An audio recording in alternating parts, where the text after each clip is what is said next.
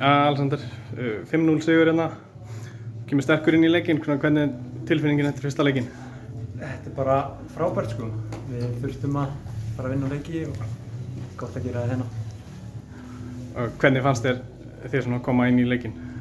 Hvernig fannst þér spilamennska liðsins?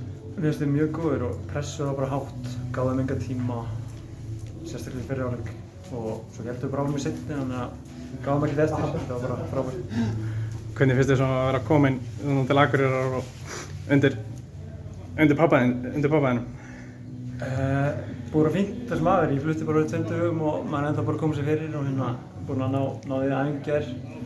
Þannig að ég fæ núna aðeins meiri tíma fyrir næsta leik til að kynna strákunum og svæðinu bara, maður ratar ekki hérna. Og þú hlýtur að vera mjög gott að byrja þetta svona, hjá þér persónulega? Já, alltaf gott að byrja á marki og hérna bara spiluðum mjög vel, þannig að þetta var frábært.